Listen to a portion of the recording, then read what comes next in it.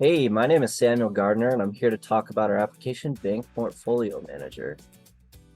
Right now, data management for this type of stuff is typically done in Microsoft Excel. It's a powerful tool, but it's hard to share with your coworkers. All of the data you have to do is manipulated by hand.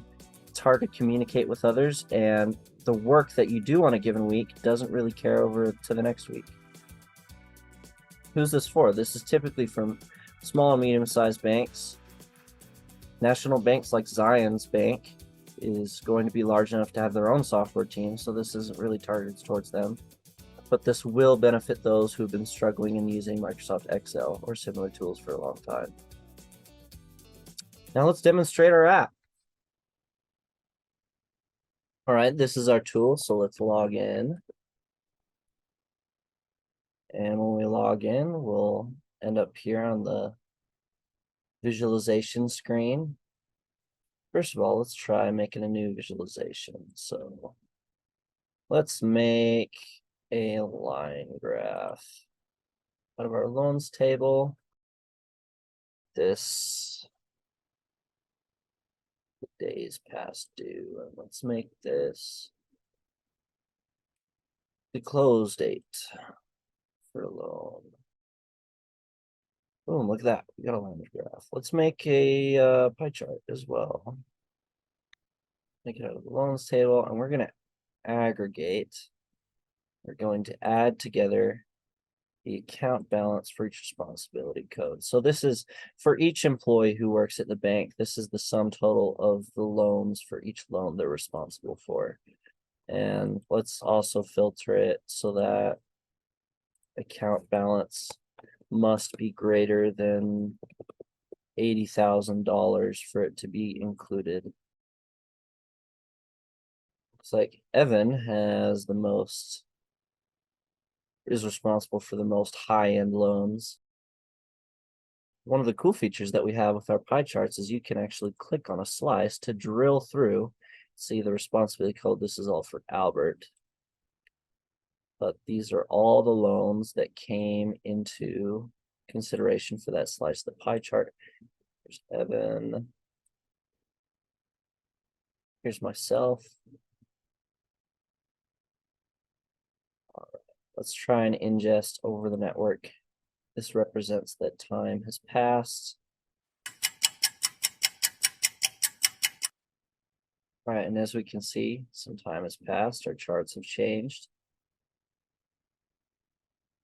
And let's say that we want to create a PowerPoint for our upper management. If we right click on this, we can actually export a graph as a PNG. Let's call it graph. As you can see, here it is. So if you want to make a PowerPoint or something with that, you sure can. Now let's take a look at our loans tab. This is just a glorified view of all the data. According to our user study, many relationship managers at banks would still find an interface like this useful. Even though our visualizations are very neat, this is still useful for them. Let's take a look at notifications now. We can see as that ingest happened, as time passed, there was a bunch of loans that met a certain criteria. In this case, there's no criteria. It just indicates, hey, this person's loan has updated and this is their new information. However, there's also loans that say, oh, look, this is way too overdue. So let's create a trigger. One way that we might do this is, all right, whenever we get a notification, we would like the message that we receive to go along with that to be primary name, and this will automatically fill in the primary name for that loan. Has account balance. So this would be a simple notification that just says the person's name and how much money they have. And we can use the simple conditions to create whatever conditions we want here. Instead, let's write our own source code. The account balance must be greater than 1,000. And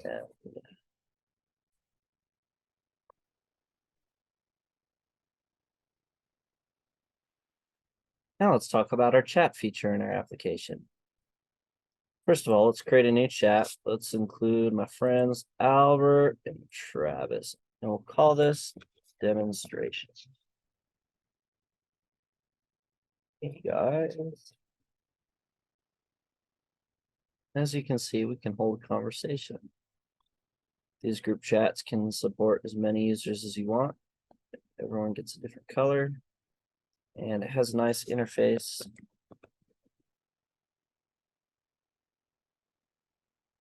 And then let's say that, oh, I made a typo, or I'd like to modify this message. We can edit it here.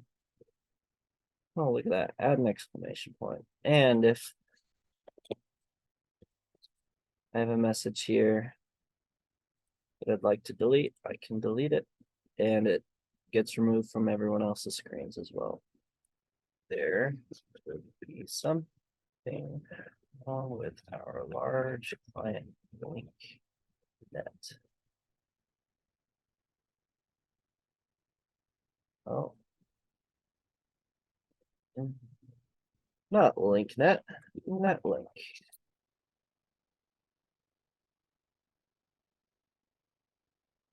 Also, we can link our visualization. So let's go grab this data grid.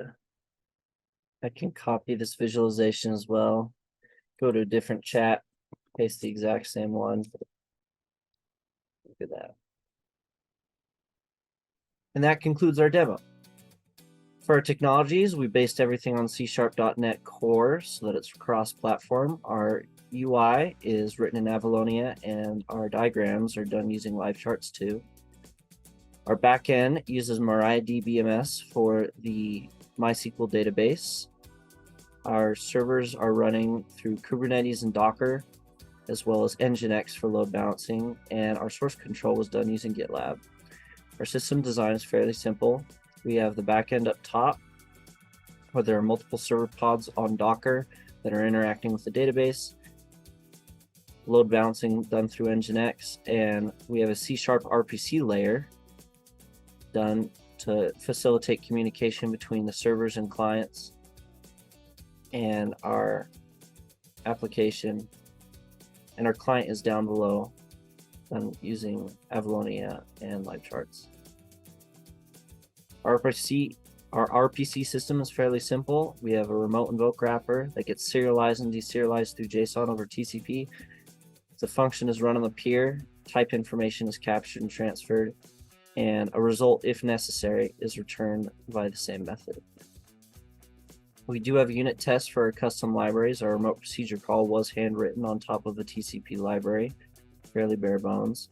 And our custom languages, context-sensitive tokens, were all unit tested to make sure that they function properly. Thank you to our professors and TA for the help with this project, and thank you for watching.